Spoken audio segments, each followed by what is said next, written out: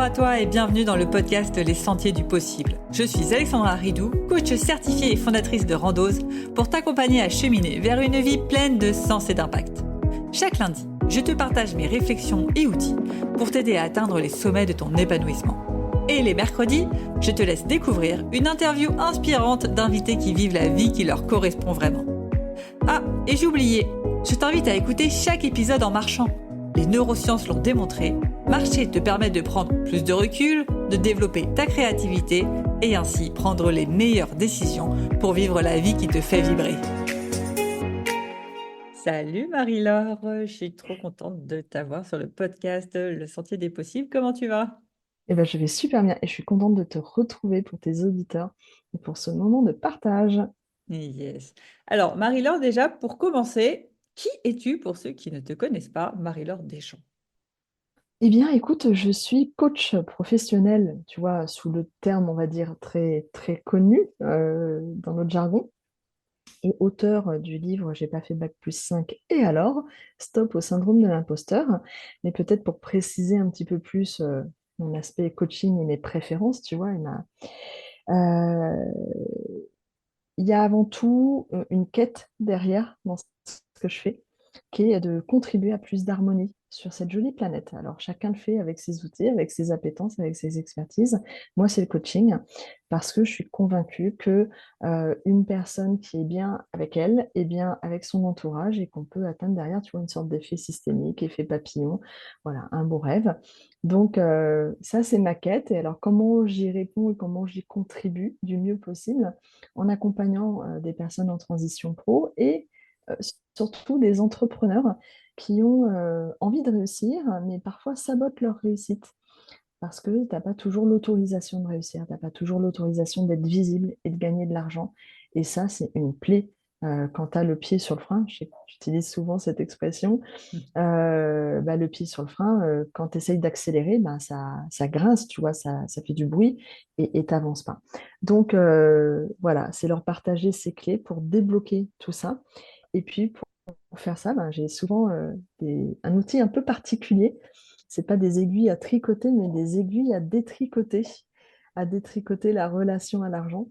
Et parce que si tu ne comprends pas, si tu ne sais pas d'où vient ton comportement avec l'argent, comment il s'explique, euh, d'où il trouve sa source, alors tu vas pas pouvoir transformer ton rapport à l'argent. Et c'est ça qui t'empêche de développer ton activité. C'est vraiment une plaie, je l'ai vécu, d'accord? Donc moi, je l'ai transformé. Alors, les aiguilles à détricoter dont je parle, en fait, c'est un outil qui s'appelle le Money Profile que j'ai intégré dans mon programme, mais ça a transformé ma vie d'entrepreneur et sur le résultat et sur la posture d'entrepreneur.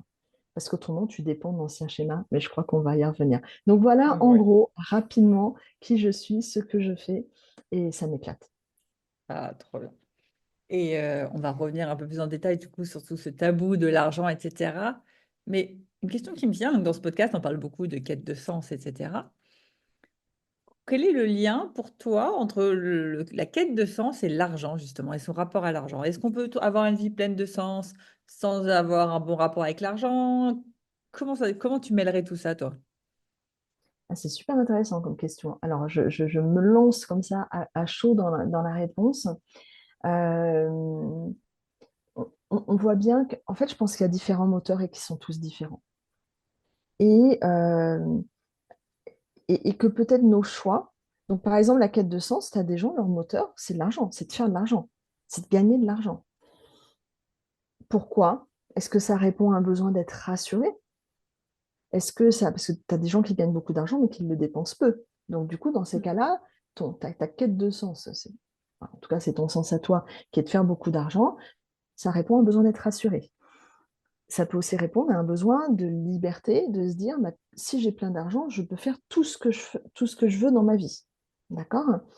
Tu as la quête de sens qui est beaucoup plus profonde. C'est-à-dire que moi, je veux aider des gens, je veux aller couper les cheveux des sans-abri dans la rue. D'accord? Tu te doutes bien que c'est pas comme ça que tu vas gagner beaucoup d'argent. Mais c'est ce qui t'anime, tu as envie de te sentir utile.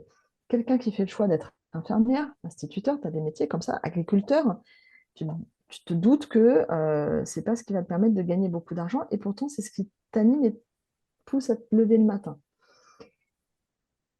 Mais dans ce que je constate, c'est que parfois, cette quête de sens dans laquelle derrière on va trouver des valeurs fortes, fait qu'on oppose ces valeurs, nos valeurs intrinsèques, à la valeur de l'argent. Donc, quelque part, il y a une sorte de... On n'est pas dans le tabou, mais dans une sorte d'inconscient ou d'interdiction ou de non-autorisation qui fait que, euh, par exemple, moi, si je suis thérapeute, que je suis dans le bien-être, que je suis dans le développement personnel, que je suis dans le social, c'est normal que je ne gagne pas beaucoup d'argent. Puis derrière, je fais ce que j'aime. Ça a tellement de sens pour moi que, bon, si je suis une autre Mère Teresa, tant pis, tu vois. Et du coup, ça te donne presque une justification du parce que tu réponds à une quête de sens et à des valeurs derrière, alors c'est normal que l'argent soit pas présent dans ta vie. Mm. Et pour avoir travaillé le sujet, je pense que c'est pas antinomique et que tu peux très bien gagner de l'argent et aider et faire du bien aux autres. Mais finalement, si tu reprends dans l'histoire, en tout cas dans notre histoire, je reprends l'exemple des infirmières. Une infirmière, avant d'être infirmière, il y a des années, les infirmières, c'était qui? C'était les bonnes sœurs. D'accord? Ouais, Quand tu c'est vrai. regardes l'époque de la guerre, en fait, les gens qui te soignaient, c'était des bonnes sœurs qui avaient décidé de donner leur temps et voilà, leur vie à l'église, et donc elles en soignant. D'accord? Et puis, bon, tu as des infirmières de profession qui sont arrivées dans les hôpitaux. Je pense à ma mère et ma marraine en disant ça, euh, qui ont tout donné. Et c'est vraiment une vocation, tu vois. En tout cas, il y a quelques années. Aujourd'hui, tu as des infirmières quand même qui disent non, non, je ne vais pas tout donner à l'hôpital, j'ai ma vie à côté. Mais il y a encore 50 ans, c'était pas du tout le même discours. Donc, c'était une vocation, tu aimes ce que tu fais, tu comptes pas. Tu ne comptes pas, tu vois.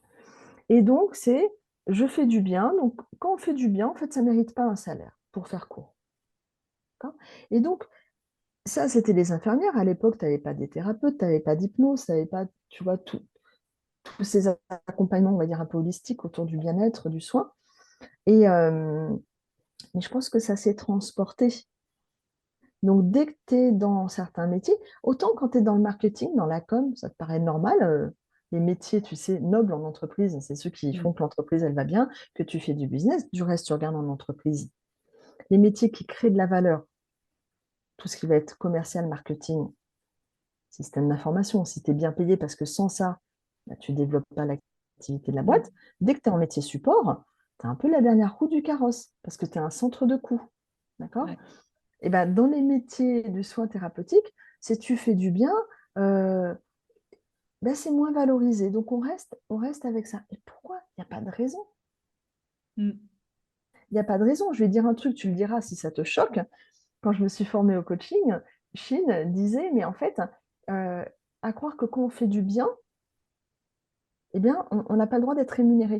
Et en fait, derrière, tu as aussi l'association de l'argent qui fait du bien. Et si tu regardes là aussi dans l'histoire entre les infirmières, si tu prends, on va dire les filles de joie pour pas amener un mot qui peut peut-être choquer, je ne sais pas, elles font du bien et elles sont payées pour ça. Donc en fait, si moi je fais du bien et que je suis payée pour ça, c'est ça? Je suis une fille de joie? Ben non, Mm. ben non, Mais c'est un tu truc vois. que je vois énormément, cette notion justement de si je fais payer, c'est que je fais du mal. Tu vois, c'est que mon intention, elle est mauvaise si c'est pour moi, du coup, pour me faire payer, versus Mm. si c'est pour l'autre. Et Mais c'est ouais, là où, dans ces cas-là, on tombe dans du bénévolat, quoi. mais oui. C'est Et autre rien ne chose. t'empêche de bien gagner, d'être rémunéré à ta juste valeur, qui est un autre sujet. C'est quoi Mm. ma juste valeur? Est-ce que j'ai de la valeur? Est-ce que je Mm. mérite de Ouais. recevoir? Et recevoir au sens large, hein. Recevoir l'abondance de l'amour, de la joie, de la santé, de l'argent. Est-ce que je mérite ça? Si j'ai jamais trouvé ma place dans ma vie, si je pense que je vaux moins que l'autre, du coup, voilà, je vais faire du bénévolat. Tu peux gagner de l'argent et rien ne t'empêche, parce que tu gagnes de l'argent par la valeur que tu apportes, d'aller donner autrement à côté, de faire du bénévolat. Mm. Mais il y a un moment, tu ne vas pas dire à tes gamins, vous ne mangerez pas parce que je fais du bénévolat pour faire du bien aux autres. parce qu'il Ouais, ça, faudra payer tes factures. ouais, je suis totalement d'accord là-dessus. C'est que si tu veux faire ce que tu aimes, il n'y a pas d'autre moyen, à part d'être riche héritier, C'est ça. euh, pas que, qu'avoir de l'argent. Et en plus, les mecs qui vont dire, oui, mais ça sert à rien que j'augmente mes prix, j'ai pas besoin d'autant d'argent, j'ai mon mari qui patati patata. Mm. Mais plus tu as d'argent, plus tu peux aider les autres. Enfin, c'est Eh oui, mathématique. eh oui. Tu peux donner énormément d'argent après pour des associations, pour des choses. Et donc, on pense que avoir de l'argent, c'est mal parce que on a l'image de elle va mal être utilisée cet argent. Alors qu'en Mm. vrai, ça ne dépend que nous de bien utiliser cet argent, de la donner pour développer par exemple son activité, aider encore plus ses clients, aller donner à des associations, etc. Donc, je suis d'accord avec toi, il y a toute une croyance, mais je pense que ça vient aussi de la religion quand même catholique qui a été très, très présente toutes les dernières centenaires et qui fait qu'on est dans le don de soi, dans l'argent, on n'en a pas besoin, l'argent c'est mal, c'est les gens Ouais. qui utilisent l'argent pour manipuler d'autres, enfin bref, tout ce Ah, truc qui colle il y a encore toute un peu à une la peau. liste de croyances derrière l'argent, des croyances qui génèrent des comportements. Mais c'est passionnant. Tu vois, quand tu fais ton monnaie profil, il y a un moment, tu as toute une série de questions autour de ces croyances. Et tu as la croyance en tant que telle, mais tu as aussi d'où elle vient, à qui elle appartient, en fait. Mm. Et qu'est-ce qu'elle traduit comme comportement. C'est, tu vois, je vais te donner un exemple. Mon père, quand j'ai une sœur, hein, on a grandi avec un message qui était le suivant. Les filles, si un jour vous pouvez faire plus que ce qu'on a fait pour vous, tant mieux, c'est tout ce qu'on vous souhaite. Si vous ne pouvez pas, au moins vous ne serez pas malheureuse. Pendant des années, cette phrase, mais je l'ai écriée sur tous les toits en disant, mais qu'est-ce que c'est beau comme cadeau, les valeurs qu'il y a derrière, etc., etc. Conclusion, ça, c'est en travaillant mon rapport à l'argent que c'est venu percuter et que j'ai pu transformer, tu vois. Là, ça m'avait mis un plafond de verre. Mm. Un plafond de verre où, Alex, je fais un métier que j'adore, mon mari bosse, j'ai 50 ans, tu vois, ça va, j'ai roulé ma bosse avant en entreprise, j'ai mis de l'argent de côté, donc si ça marche, tant mieux. Si ça marche pas, mais je fais tellement ce que j'aime, même si j'ai pas beaucoup de clients, même si je gagne pas grand-chose, c'est pas grave parce que je fais ce que j'aime. Derrière, il y avait ce truc, les filles, si vous pouvez pas, etc., etc. Tout d'un coup, Mm. tu dis, mais non, mais pourquoi? Pourquoi Ouais. je ferais pas plus? Pourquoi je ferais pas? C'est pas faire mieux, c'est toucher plus de personnes et comprendre que ce que j'apporte, ça a de la valeur, Mm. qu'avoir les transformations derrière. Mais voilà, tu vois, donc quête de sens, valeur, je pense qu'il y a vraiment, vraiment un lien autour de ça. Ok. Et toi, aujourd'hui, justement, t'en es où dans cette quête de sens? Est-ce que tu dirais que tu as une vie pleine de sens et d'impact? Ouais, ouais, vraiment, vraiment. Et tu vois, la quête de sens, moi, elle a démarré. Alors, euh, c'est amusant parce que quand je me suis lancée dans le coaching, moi, j'ai fait fi de il faut avoir une cible, il faut avoir une niche, il faut ci, il faut ça, les injonctions. Si tu veux, t'en as eu toute ta vie, tu fais c'est bon, basta, quoi. Donc, en gros, j'étais une des coachs, parce qu'on est nombreuses au démarrage, en tout cas, à fonctionner comme ça, pour faire simple, enlever les cailloux dans la chaussure de ses clients. Quel que soit ton caillou, je te le lime, je te le ventile façon puzzle, et Ouais. bon, voilà. Puis à un moment, bon. Et procédant comme ça, d'abord, je me suis lancée dans le coaching parce que ma quête de sens venait d'un constat en entreprise qui était le suivant, c'était des managers qui harcelaient leurs collaborateurs, pas tous, hein. Je viens d'une belle boîte, donc voilà, c'était à la marge, mais voilà. C'était aussi en face des collaborateurs qui n'avaient pas les clés pour être dans une posture d'adulte vis-à-vis de leur manager, parce que dans une relation, on est deux, hein. Dans une même équipe, quand on a cinq qui vont bien et un qui va pas bien, dire que le manager il est toxique, ça Ouais. questionne, tu vois. Mm. Donc, faut arrêter de dire que tous les managers, enfin bref, sont toxiques. Donc, tu avais le manager à prendre en compte, tu avais le collaborateur, tu avais celui qu'on traite de nul et de mauvais, de je sais pas quoi, parce qu'en fait, bah, il n'est juste pas à sa place. Il y a eu une erreur de casting, il y a eu des problèmes d'aiguillage en cours de carrière. Et je me disais, mais je peux apporter quelque chose à ces gens-là. Donc, tu vois, ma quête de sens, elle a démarré comme ça, hein, par Ok. rapport à c'est quoi ma place dans le monde professionnel, toujours en lien avec l'harmonie, et puis travailler aussi la posture managériale. Bon, ça démarre comme ça, tu vois, je réponds à cette quête de sens, et puis chemin faisant, LinkedIn faisant, je commence à avoir des nouveaux clients qui sont des entrepreneurs. Et là, Ah oui, en même temps, tu sais, tu as le miroir de ton Ouais. histoire assez souvent, hein. Mm. Donc, il y avait eu la transformation professionnelle. Moi, j'ai un parcours très diversifié en entreprise, d'où le livre aussi, hein. Donc, c'était cohérent quelque part d'avoir des clients qui étaient en questionnement professionnel sur leur orientation. Et puis, à un moment, c'est les entrepreneurs qui arrivent. Et là, je me dis, mais en fait, a priori, je leur apporte beaucoup de choses et, euh, et je m'éclate, tu vois. Mm. Je m'éclate, celui qui passe un cap, qui devient entrepreneur manager, bah, on retrouve la problématique du management parce qu'en fait, ça s'improvise pas. Tu es expert, tu arrives peut-être à bien entreprendre, mais manager une équipe en disant, moi, je veux un truc hyper famille, hyper sympa, eh ouais, mais tu es quand même le capitaine du bateau. Donc, Mm. tu peux pas faire que copain-copain avec ton équipe. Tu peux créer une belle harmonie, mais n'empêche que c'est toi le capitaine. Et ça, faut travailler ta posture de leader derrière. Donc, tu vois, tous ces constats fait que je me dis, bah, il y a un sens qui évolue en fait. Et cette quête de sens, elle s'affine petit à petit. Puis en travaillant là-dessus, je me suis dit, bon, bah, j'en aide, effectivement, mais moi, j'ai certainement encore des choses à travailler, tu vois.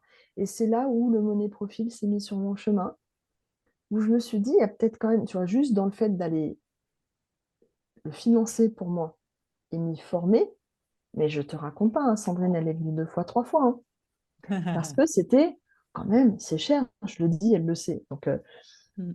et là, je me dis, mais attends, je peux me payer plusieurs fois, pourquoi j'y vais pas? J'ai clairement un rapport à l'argent, il y a un truc qui ne va pas. Et je veux accompagner des entrepreneurs. Marie-Laure, craque ton truc, tu vois. Ouais. Donc voilà, tu vois. Et tout ça, ça s'est mis petit à petit. Tu rajoutes les constellations systémiques et familiales. Euh, je crois qu'on avance et je vois que c'est pareil aussi pour toi. Tu vois, tu as commencé avec la transition pro et puis tu as amené d'autres choses petit à petit dans tes accompagnements. Je pense qu'il faut rester le cœur ouvert, tu vois, et le ressenti aussi de est-ce que ça me fait toujours autant vibrer. Mm. Donc, je suis toujours contente d'accompagner les transitions pro, mais là aussi, il y avait un problème de tarification. Au moment où je me suis dit, ça m'amuse moins. Ça m'amusait moins parce que j'avais des clients qui venaient un peu en touriste. Donc, ils cherchaient peut-être une baguette magique. Et là, la réaction, c'était de se dire, non, mais tu vois, la transition pro, j'en ai fait beaucoup, j'ai plus envie. Et c'est quand je me suis lancée dans le money profil, juste le fait de m'y lancer, hein, je me dis, mais en fait, il y a un truc qui ne va pas dans mes tarifs. En fait, la valeur que j'apporte, le tarif, le forfait que je propose, il n'est pas juste. Et c'est pour ça que il n'y avait plus l'envie, il n'y avait plus la motivation. Donc, c'est pas, je fais ça pour l'argent, c'est que la valeur que j'apportais, modestement, c'était pas cohérent avec le tarif du forfait, tu vois. Mm. J'ai revu le tarif du forfait, les clients sont venus, des clients engagés, motivés, et moi, motivée et engagée aussi. Ouais. Donc, en fait, c'est important de s'écouter pour pouvoir affiner et se caler pour être, j'ai envie de dire, donner le meilleur aux personnes qui ont besoin de toi. Tout le monde n'a pas besoin de toi. On ne peut pas accompagner tout le monde, mais plus on est juste avec son intention et plus on touche les bonnes personnes. En tout cas, c'est vraiment ma conviction. Alors, ça passe par peut-être pas toujours faire ce qu'on nous dit de faire. Mm. C'est de se connecter à l'intuition. Non, c'est pas grave. Si je fais une vidéo où il n'y a pas des chats qui apparaissent quand je parle de chats, tu vois, je ne sais pas. C'est de dire, moi, je fonctionne comme ça, j'y vais comme ça. Et les gens qui cherchent ça, ils viendront pour ça, pour ce que je renvoie. Bon, je me suis perdue en route, j'ai même oublié ta Non, mais question. Et tu peux pas c'est continuer. ultra intéressant et ça fait énormément écho du coup avec mon parcours parce que comme toi, au début, ce qui faisait sens pour moi, c'était les transitions pro et puis après, en fait, il se trouve qu'il y a des coachs qui sont venus me voir pour être coachés et là, j'ai fait, mais en fait, c'est génial les coachs. Et je pense que cette quête de sens, comme tu dis, elle est tout le temps à remettre en question. Parce que ce qui fait sens aujourd'hui, ça fait sens aujourd'hui parce que aujourd'hui, tu as ce bagage-là, mais tu vas évoluer, tu vas grandir, tu vas avoir un nouveau bagage à l'instant T+1 et il y a autre chose qui va venir faire sens. Et c'est du coup ultra intéressant de se dire, bah, la quête de sens, elle est infinie. Parce qu'à chaque palier, il y aura un autre palier, il y aura autre chose, et c'est tout le temps de se dire, OK, là, à l'instant T, qu'est-ce que dit mon intuition, qu'est-ce qui fait sens? Mm. Donc, ultra intéressant. Et du coup, justement, si on en vient un peu plus à ce money profile, je sais pas comment Comme tu le tu veux. dis. Voilà, moi j'ai toujours dit Argent money profile. profil, monnaie profil. Voilà, bref, ce money profile. Il me semble de mémoire qu'il y a 4 profils différents. ou 5, je ne sais plus. Est-ce que tu peux nous en dire un peu plus justement sur ces petits profils? sur ces petits profils. Alors en fait, il y a, on va dire qu'il y a deux profils majeurs qui sont, et c'est amusant de retrouver la fable et la fontaine derrière, hein, tu vois, qui sont la cigale et la fourmi. D'accord? Donc, naturellement, quand tu réponds au questionnaire, tu as plus de 250 questions qui vont creuser en long, en large et en travers toutes les questions inimaginables qui peuvent permettre du coup d'avoir une photo à l'instant T de qu'est-ce que ton rapport à l'argent dit de toi. Et c'est ça qui est intéressant, c'est que plutôt que de faire 40 séances pour essayer de comprendre d'où vient le problème, bah, tu réponds aux questions, là tu as le truc, et à partir de là, tu peux comprendre et transformer. Donc, tu as la cigale et la fourmi. La cigale, pour faire simple, euh, je suis dans la joie, je suis dans le partage, je suis dans la générosité. Alors ça se traduit aussi dans le rapport à l'argent, tu vois. Donc je ne compte pas, je me fais plaisir, je fais plaisir. Il n'y a rien de mal, hein. Chaque profil est OK, d'accord? Ouais. Et quand tu réponds au diagnostic, ben, en fait, tu as un curseur qui va être plus ou moins fort sur la cigale, d'accord? Alors des fois, la cigale, le curseur, il est tout petit. Ça veut dire qu'elle n'a pas trop sa place dans la manière dont tu vis ta relation à l'argent. Puis après, tu trouves la fourmi. La fourmi, c'est la laborieuse. D'accord? La fourmi, elle travaille beaucoup. Elle travaille beaucoup parce que elle a besoin de se sentir en sécurité. Si je travaille beaucoup, je vais gagner beaucoup et donc je serai en sécurité. Donc ça peut être un cercle un peu infernal. Et puis, derrière, du coup, la fourmi, bah, pour être en sécurité, elle va plus ou moins dépenser, plus ou moins investir. À un tel point, c'est que si son curseur y est très très fort, tu peux tomber sur quelqu'un dont on va dire qu'il est radin, qu'il est pingre, ça peut même être de l'ordre de la thérapie à un moment, tu vois, Mm. d'accord? Quand tu es en entreprise, j'ai envie de dire, t'es cigale ou t'es fourmi, c'est pas très grave, à la fin du mois, t'es payé, d'accord? Ouais. T'as travaillé un peu beaucoup, t'as beaucoup chanté à la cafette avec tes copains, t'es payé. Jusqu'au moment peut-être où ça va, il va se passer quelque chose. Et quand tu es entrepreneur, là, ça devient problématique. Ça peut devenir problématique. Parce que si tu dépenses un peu n'importe comment, et parfois, c'est là que... Alors, ça, c'est juste la photo de comment tu le vis. Et ce qui est intéressant, c'est d'aller comprendre pourquoi et qu'est-ce qui se passe derrière. Parce que te dire, bon, bah, Alex, t'es plutôt cigale, t'es plutôt, bah, plutôt fourmi, t'es cigami, t'es fourmigale, t'es un peu les Mhm. deux. Parce qu'on a aussi des fois les Ouais. deux. Ça, c'est intéressant d'aller comprendre pourquoi. Euh, L'idée, c'est de se dire, mais quel impact ça a dans ta vie d'entrepreneur? Puisqu'on est vraiment là sur le sujet de l'entrepreneuriat. Mm. Et que, ben, quand tu fais plaisir, pourquoi tu fais plaisir? À qui tu fais plaisir? Comment tu fais plaisir? Une fois que tu as fait plaisir, tu as des clients, à des prospects, c'est comment tu vas t'y prendre. Quel impact ça a sur le développement de ton activité? Est-ce que pour autant, ça t'aide à développer ton activité et te faire plaisir? Qu'est-ce que tu achètes en faisant plaisir aussi, tu vois? Ouais. Et puis, ça va être pourquoi aussi tu te fais plaisir. À quel moment tu te fais plaisir? Ah, généralement, quand tu es cigale, hypothèse, mais qui revient assez souvent, parce que ça va pas. Je me sens pas bien. Alors, tu as ceux qui vont compulser, et tu as plein de manières de compulser. Hein, ça va être la bouffe, la clope, les drogues, le sexe, l'argent, dépenser, des Mm. dépenses inutiles. Mais parce que ça va pas. Donc, tu dépenses. Mais conclusion, là, ça ajoute sur ton ascenseur émotionnel. Parce que tu sais bien que si ton activité, elle décolle pas, c'est pas en allant acheter 40 000 bouquins ou en allant t'acheter plein de fringues que ça va changer quelque chose. Donc, tu y vas, puis après, tu es dans la culpabilité de la dépense. Donc, émotionnellement, tu n'es pas bien, donc tu rentres dans la peur. Comme tu es dans la peur, tu prends des mauvaises décisions et rebelote. Mm. Et là, tu commences. En fait, quelque part, tu as le perso d'un côté, tu as le pro de l'autre. Donc, la première étape, c'est de comprendre ce qui se joue dans le perso pour pouvoir aller voir l'impact et retravailler. Parce qu'en fait, tu as une roue qui tourne dans le perso, tu as une roue qui alimente le pro et le pro réalimente le perso. Ouais. D'accord? Donc, ça, c'est la cigale. Et puis, la fourmi, elle va avoir du mal, par exemple, à investir. Tu vois, moi, j'avais plutôt un profil fourmi en dominante. Donc, quand il s'agit d'investir dans le monnaie profil, il y a d'abord eu un frein, de me dire, Mm. c'est cher. quelque part, ma réaction première qui n'était pas conscientisée, c'était c'est une grosse dépense.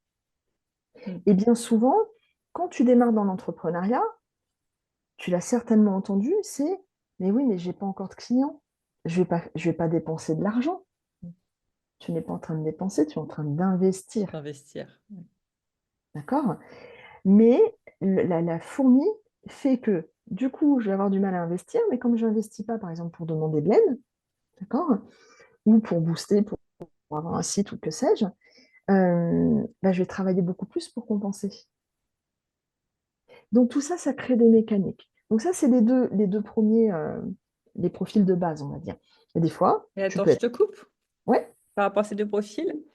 Dans les entrepreneurs, tu vois beaucoup de fourmis parce que je me dis, du coup, les fourmis, elles sont quand même à fond sur la sécurité. L'entrepreneuriat, c'est pas forcément le truc le plus sécuritaire. Tu as quand même beaucoup de ah fourmis, ouais, ouais, dans les ouais. entrepreneurs. Oh là oui, ouais. Tu as beaucoup de fourmis. Tu as beaucoup de fourmis, tu as beaucoup de cigales, tu as beaucoup de cigamis. Enfin, c'est vraiment... Donc ça, tu vois, c'est les deux profils, on va dire, majeurs. Et derrière, ce qui est intéressant, c'est de voir ce que j'appelle le profil complémentaire, qui va être euh, le profil alors qu'on appelle argent-dette, Ok. d'accord? Et puis le profil montagne russe. Et quand je te parlais de la cigamie ou du fournigal, la cigamie fournigal, quand tu es un peu les deux, ça te met en montagne russe. C'est comme si tu étais schizo quelque part, hein. Mm. Je vulgarise ce terme qui a un sens plus profond, mais c'est un moment, il y a ma cigale qui prend la tangente, et puis dès qu'elle prend la tangente, il y a la fourmi qui ramène sa fraise et qui fait hé, t'abuses. Ah Au oui, couteau. alors je dépense pas. Et je suis dans ces montagnes russes. D'accord? Donc c'est intéressant, là aussi, d'aller regarder d'où ça vient. Et l'argent dette, là, on va être plus sur la partie valeur. D'accord? Donc là, c'est là où on va rentrer dans un travail en profondeur par rapport à la valeur. Et la valeur, c'est un sujet, on en a parlé, tu vois, dès le début du Mm. podcast sur quête de sens, valeur et pourquoi je fais, la valeur que je m'accorde, et donc du coup, comment je vais valoriser. Donc si tu ne travailles pas tout ça, il y a un impact évident dans ton comportement à l'argent sous l'angle entrepreneurial. Donc ça, c'est la partie profil, puisque tu me demandais le monnaie profil, voilà les Oui. quatre profils. Une fois que ça te dit ça, ça te donne un, une première vision de comment tu te comportes. Ça te permet de mettre des mots derrière. Mais bon, c'est bien, ok, bah oui, oui, c'est vrai, ah bah oui, oui, je suis plutôt comme ci, je suis plutôt comme ça. Avec ça, t'as rien compris, t'as rien Ouais. transformé. L'idée derrière, c'est d'aller comprendre d'où ça vient. Et là, on tire les fils. Donc, en fait, c'est l'autre partie du questionnaire qui va te permettre d'aller regarder, par exemple, le volet croyances limitantes. Alors, souvent, on dit, ah, mais c'est bon, moi, l'argent, j'ai craqué mes croyances limitantes. C'est bien, c'est super, tu as déjà fait une partie du job. C'est pas tout ça. C'est pas que ça. S'il n'y avait que les croyances limitantes, une fois que tu as compris comment on craque une croyance, tu as craqué ton rapport à l'argent. Mm. Mais derrière, la croyance limitante, c'est d'où elle vient. Donc, tu vas aller dans l'éducation. Et là, on est en dehors des croyances limitantes. Tu peux être sur des comportements des parents. On va rentrer parfois dans le transgénérationnel. Mm. Tu vas tomber aussi sur la partie gestion dans le perso. Tu vas tomber aussi sur, euh, ça c'est un sujet qui est hyper intéressant, et surtout pour les cigales, qui est l'influence sociale. En quoi l'influence externe, ta famille, ton éducation, ton milieu social, tes clients, tes partenaires, tes fournisseurs, etc., ont une influence dans ton comportement à l'argent. Et Mm. là, que tu sois cigale ou fourmi, mais un peu plus cigale quand même. Parce que derrière, ça sous-tend quoi? Ça sous-tend que euh, tu prends tes décisions par rapport, on va faire simple, au regard de l'autre, au jugement de Ouais. l'autre. Donc, du coup, les décisions que tu prends pour ton entreprise, qui engagent quelque part un aspect financier, sont dictées par cette influence sociale. Et cette influence sociale, bien souvent, son origine, elle vient d'avant, Ouais. l'éducation, les croyances que tu as reçues. Tu vois comment tout ça, ça boucle. Et pour pouvoir vraiment transformer, la première étape, c'est vraiment de comprendre Et moi, quand je découvre le résultat d'un diagnostic et que je le partage, tu vois, je regarde les curseurs, déjà, je fais, ah, il y a des indications, déjà. Il y a une tendance. Je ne suis pas Madame Irma, je ne vais pas faire des... Mais ça me donne des grandes... Donc, je vais te le restituer, d'accord? Et puis après, moi, je n'ai pas les réponses qui sont derrière. Derrière, je fais des hypothèses qui m'appartiennent, d'accord? Mais je ne connais pas ton histoire. Donc, je dis, bah, tu vois, Alex, c'est intéressant, parce que tu vois, sur cet item-là, tu as répondu tout à fait d'accord avec l'affirmation, je ne sais pas quoi, d'accord?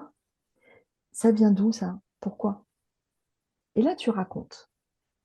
Et en racontant, ce qu'on te fait, ah non, mais j'avais pas vu ça. Tu vois l'histoire de mon père, ce que je te partageais tout à l'heure. Ouais. Moi, quand c'est arrivé, mais comme une bombe, tu vois, je fais, oh, punaise, plafond, plafond, tu vois. Mm. Et à partir de là, une fois que tu as compris tout ça, qu'on a détricoté, d'où mes aiguilles à détricoter, à partir de là, tu peux comprendre l'impact que ça a sur le pro, sur ta posture, parce qu'en fait, l'idée de faire son les profils, c'est quoi? C'est de reprendre ta liberté, ton indépendance et ton, on va dire, leadership financier, euh, en ayant quelque part transformé toutes ces loyautés qui attachent, parce qu'en fait, derrière, on est dans la loyauté familiale, l'éducation sociétale, etc., euh, en gratitude. Merci pour tout ce que j'ai reçu, mais là, moi, aujourd'hui, en tant qu'entrepreneur, stop, basta. On n'est plus besoin. Ouais. Je décide. Mm. Et là, je prends ma posture de CEO, tu vois, d'entrepreneur. J'ai une cliente qui, à la fin du diagnostic, première séance, je dis quand même, elle dit, mais tu sais quoi, hein, même si ça s'arrêtait au diagnostic, mais juste ça. J'ai dit, ah bon, mais pourquoi? Elle me dit, parce que ce que j'ai compris, c'est que je ne suis plus la petite fille de ma mère, mais je suis le CEO de mon entreprise. Alors, la petite fille de ma mère, c'était pas au sens, elle était dans les jupons de sa mère, d'accord? Une adulte, mère, entrepreneur, tout va bien. Mais il y avait encore dans son comportement des reliquats du fonctionnement d'une maman qui avait eu des postes à responsabilité, qui avait très bien gagné sa vie, mais dans la famille qui était en province, il ne fallait pas montrer qu'on gagne plus parce que déjà, il y avait des tensions. Si en plus tu arrives comme le Parisien qui roule sur l'or, ça fait tâche. Donc tu pars en vacances avec tes vieilles fringues, tu vois, pour pas montrer que tu gagnes plus. Mm. Mais ça, quand elle a tiré le lien de ce fonctionnement dans son fonctionnement, elle a fait, mais punaise, mais c'est énorme, énorme, tu vois. Donc, c'est bien de reprendre ton leadership financier pour prendre les rênes de euh, qu'est-ce que je veux moi? Comment je veux? Comment je fais? C'est vraiment, vraiment l'objectif derrière, tu vois. C'est Ouais. Non, hyper c'est puissant. ultra intéressant. Je m'emballe, mais voilà. Non, non, mais c'est ultra intéressant. Et moi, pour la petite histoire, le rapport à l'argent des gens, je le vois surtout en fonction de la voiture qu'ont les personnes. Je ne sais pas toi, mais je trouve que la voiture, c'est l'objet où, sauf si la personne est vraiment fan de voiture, tu Mm. arrives à avoir son rapport à l'argent par rapport au regard des autres. Là, quand tu disais l'argent d'aide, c'est le Ah rapport oui. aux autres. Eh ouais. Le nombre de personnes qui vont mettre un argent de dingue dans une voiture, alors qu'ils n'aiment pas forcément les voitures, mais juste parce que, voyons, c'est la voiture, il faut montrer que tu gagnes bien Ouais. ta vie. Je trouve ça vraiment l'exemple de la voiture. Moi, ça me fait toujours rire quand je vois les voitures des gens. Je me dis, ah, lui, il a un fort, fort besoin de regard des autres, regarder, j'ai de l'argent et prouver quelque chose, quoi. Signe extérieur de richesse. Alors, c'est vrai que euh, oui, ça peut. Mais, oui, en fait, ça me fait penser à une anecdote quand j'étais encore en entreprise. À un certain niveau, en gros, COMEX, directeur, responsable de département, tu avais une voiture de fonction. Mm.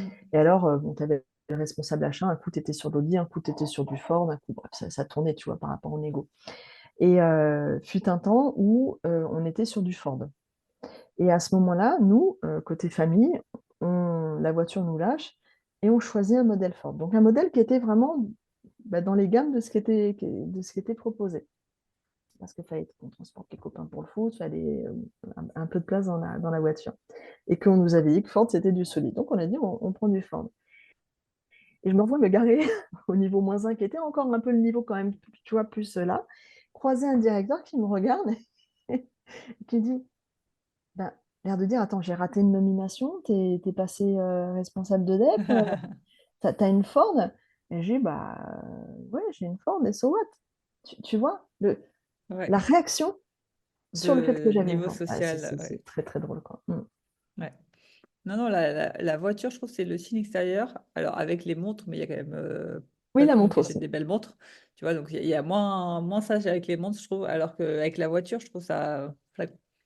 Mm. Mais un peu comme. Alors, l'iPhone à demi-mesure, parce que c'est vrai qu'ils sont quand même mieux en termes de téléphone, les iPhones, je trouve. Mais l'iPhone aussi, il y en a qui vont acheter ça juste pour preuve Pour- sociale. Alors que, enfin, tu vois, il y a des gens dans la rue, tu les crois, tu te dis, mais t'as pas les moyens. D'où t'as mais en un fait, iPhone, quoi. le sujet de la voiture, je repense à un client qui est en plein dans son accompagnement monnaie profil. Et à un moment, il me parle de sa voiture. Alors, lui, c'est un fou de voiture, hein, d'accord? Donc, il y a vraiment une passion Ouais. à la base. Mais dans son comportement, il dit, selon le client que je vais voir, je choisis la voiture que je prends. Tu vois le message? Parce qu'il Ouais. dit derrière dans les négos, je risque d'être coincé. Je dis, oh, t'es un malin. Mais tu vois jusqu'où ça peut se nicher Ah ouais, sur ouais. l'image que je renvoie. Ah, mais du C'est, coup, lui, il l'utilise à son avantage parce qu'il l'utilise pour manipuler, entre guillemets, le client après, etc. Donc, c'est une bonne utilisation. Mais ouais. c'est vrai que la voiture renvoie un message, je trouve, Mm. assez fort sur son rapport à l'argent. Ok. Le temps passe, le temps passe. Je finis toujours l'épisode par une question de coaching que l'invité va poser et que les auditeurs pourront se poser en marchant, justement. C'est le concept du podcast. Quelle question tu as envie d'inviter, une question de coaching, de réflexion, quelle question tu as envie de poser à nos auditeurs sur lesquelles ils puissent réfléchir? Il y en a une qui me vient spontanément. Ça serait quand tu donnes, quand tu offres, ou quand tu fais un cadeau, que ce soit personnel, hein, pourquoi pas, mais encore plus dans le cadre professionnel. Si c'est toi qui paye le repas au resto, si c'est toi qui fais un cadeau, pourquoi tu donnes, comment tu donnes, à qui tu donnes, quand est-ce que tu donnes, tu vois, c'est vraiment qu'est-ce que je donne, pour qui, pourquoi, comment, à quelle occasion. Et une fois que tu as posé ce constat, c'est de te dire, c'est quoi mon intention derrière? Qu'est-ce que je cherche en faisant ça? Et comment, on peut le faire sous l'angle perso et pro, comment ça se traduit du coup côté professionnel? Et donc, qu'est-ce que ça traduit et qu'est-ce que ça amène comme impact derrière? Tu vois, c'est quoi le résultat de cette intention? Et puis peut-être une dernière question, c'est si tu comprenais mieux ton rapport à l'argent et si tu le transformais, qu'est-ce qui se passerait dans le développement de ton activité? Super. Est-ce que tu as un dernier conseil à nous dire à ceux qui nous écoutent, que ce soit autour de la quête de sens, autour du rapport à l'argent? Ouais, je leur dirais peut-être ce que j'aurais aimé qu'on me dise quand je me suis lancée et qui fait que j'ai pas investi tout de suite sur moi au démarrage parce que, comme je te le disais, profil fourni, c'est si vous croyez en vous, si vous êtes persuadé que vous allez pouvoir avoir un impact auprès de vos clients, que vous êtes à la bonne place, même si elle changera, même s'il y aura des ajustements, investissez autant que faire se peut. Je ne dis pas de faire tapis sur tout ce qui est de côté, hein. Mais souvent, on quitte une entreprise avec une rupture conventionnelle, on a une couverture de Pôle emploi, et le réflexe, en tout cas dans les profils fournis, c'est de se dire, je mets tout de côté au cas où. Mm. Au cas où quoi? Bah, au cas où ça ne marcherait pas. Mais pourquoi ça ne marcherait pas? Si tu crois en toi, vas-y, investis, donne-toi les moyens dès le départ de réussir. Parce que dans le pire du pire du pire du pire, effectivement, si ça marche pas, bah, il sera bien temps de te poser les questions, de dire qu'est-ce que je fais? Est-ce que je retourne en entreprise? J'ai goûté l'entrepreneuriat, c'est pas pour moi. Et c'est pas grave. Tu auras été une expérience, tu auras appris, tu auras compris. Puis tu y reviendras peut-être plus tard en ayant une autre approche. Mais si tu crois en toi, investis dès le départ. Parce que plus vite tu vas investir, plus vite tu vas réussir. Mm. C'est vraiment, on est dans la rime, hein. Plus vite tu vas investir, plus vite Je vais te tu vas réussir. réussir. Et plus vite tu auras des résultats, et plus vite tu douteras moins de toi, de ta capacité. Enfin, c'est vraiment un cercle vertueux, quoi. Mm. Mais ça vient travailler la peur de dépenser alors qu'on n'a pas de clients, alors qu'on n'a pas de rentrée. Enfin, voilà, on revient sur ces sujets. Mais je crois que c'est vraiment le truc que je leur dirais. Dès le départ, vas-y, il sera bien temps. N'aie pas peur. C'est marrant ce que tu dis parce que, alors, on m'avait jamais donné ce conseil, moi, quand je me suis lancée.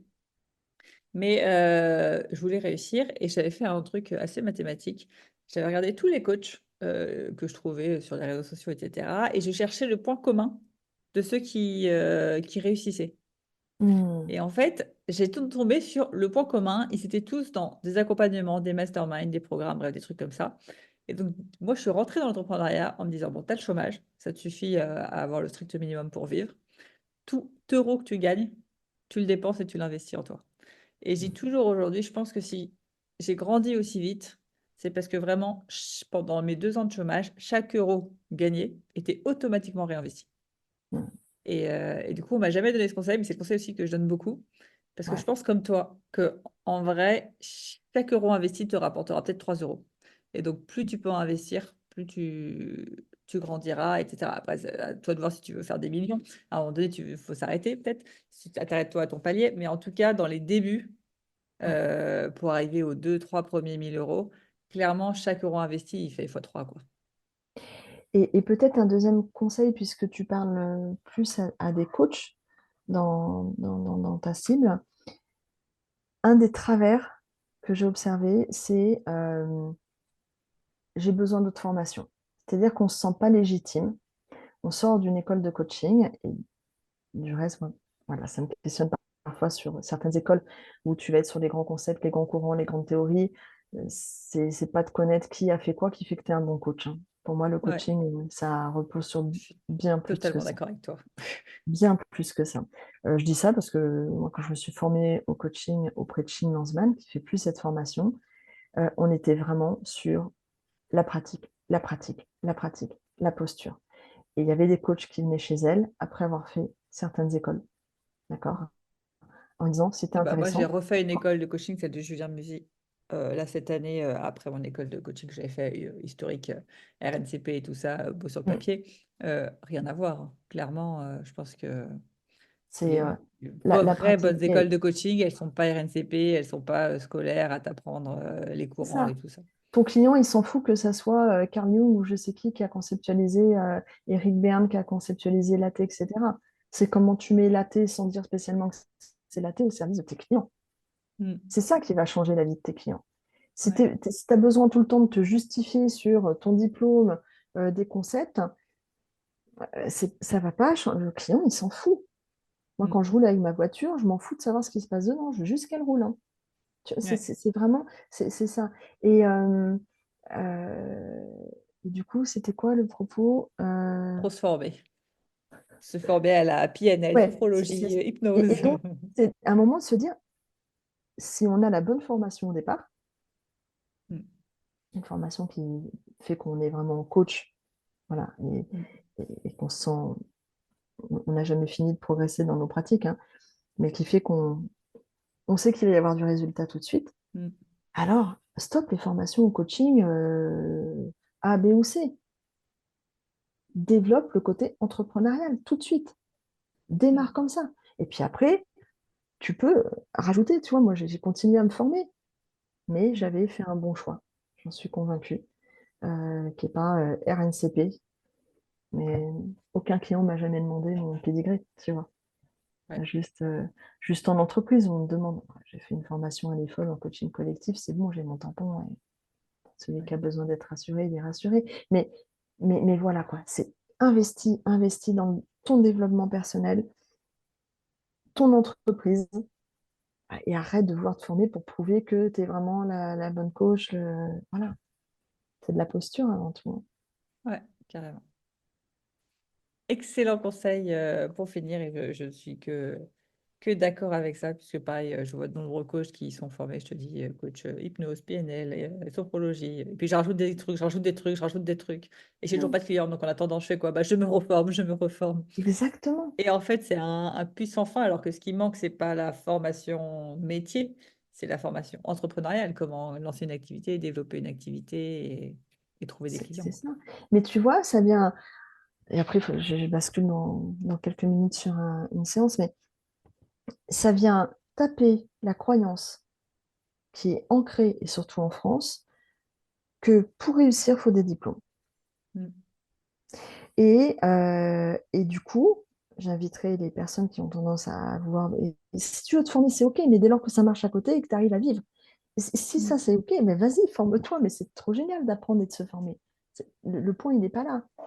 Mais attention, est-ce que c'est pas parce que tu te sens pas légitime, parce que tu as du mal à reconnaître ta valeur? Parce que si tu penses que ta valeur passe par des diplômes supplémentaires à n'en plus finir, c'est pas pour autant que tu auras plus de clients.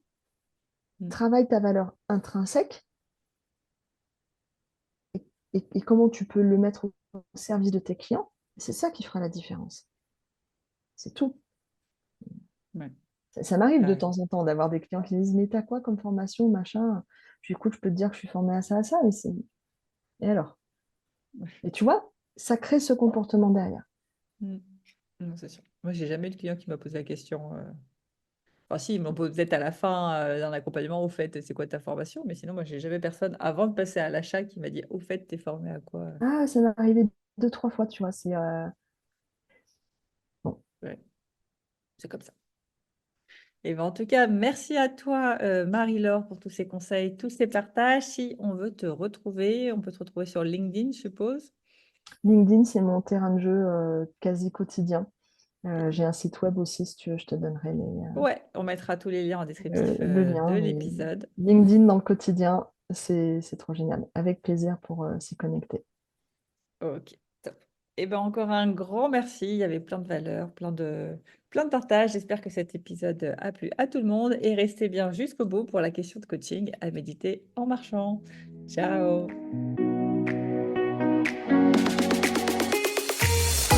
Avant de te plonger dans la question de coaching du jour, pense à rejoindre la plateforme d'exercice en ligne du podcast pour y retrouver les notes d'épisode, les questions de coaching et l'action à réaliser pour cheminer pas à pas vers une vie pleine de sens et d'impact. Le lien est en description de l'épisode. Et bien évidemment, si tu as aimé cet épisode et le concept du podcast, tu peux me le faire savoir en me laissant une belle note ou un joli commentaire sur la plateforme de ton choix. Tu peux aussi partager le podcast à une personne qui peut en avoir besoin. Et c'est parti pour tes 2 minutes de coaching et on se retrouve très vite dans le prochain épisode. Bye bye! Et c'est parti pour ta question de coaching à méditer en marchant. Marie-Laure t'a posé énormément de questions. J'en ai sélectionné une seule pour que tu la fasses à fond, qui est « Et si tu comprenais mieux ton rapport à l'argent, qu'est-ce que cela changerait dans ta vie ?» Et si tu comprenais mieux ton rapport à l'argent, qu'est-ce que cela changerait dans ta vie ?